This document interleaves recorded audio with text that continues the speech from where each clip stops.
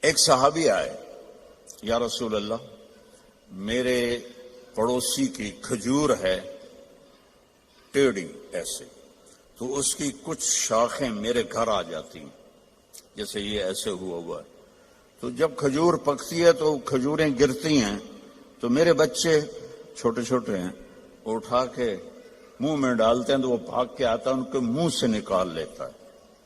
تو اس سے کہیں اتنی سختی نہ کرے، گری ہوئی کھجور تو اب کون بیچے گا اسے، چھوٹے بچے کھا لیں۔ تو آپ نے اسے بلایا، وہ تھا منافق۔ آپ نے کہا بھائی ایک سودا کرتے ہو؟ کہا کیا؟ کہ یہ کھجور مجھے دے دو اور اس کے بدلے میں تمہیں جنت میں کھجور لے کے دیتا ہوں۔ بولیں گا یا رسول اللہ آپ کسی اور کھجور کی بات کرتے تو وہ تمہیں دے دیتا، یہ تو مجھے اور میرے بچوں کو بہت پسند ہے، یہ تو میں نہیں دے سکتا۔ آپ چپ ہو گئے، وہ اٹھ کے چلا گیا۔ وہاں ایک صحابی بیٹھے تھے ابو الدحداح، کہنے کہ یا رسول اللہ اگر میں آپ کو یہ کھجور لے کے دے دوں تو مجھے جنت میں کھجور لے دو گے؟ آپ نے کہا بالکل۔ تو پیچھے پہنچ گئے، کہنے کہ بھائی کھجور بیچو گے؟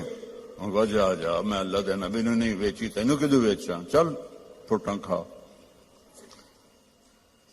تو ابو الدحداح کہنے لگے جو قیمت تیرے منہ میں آتی ہے بول دے، میں دوں گا۔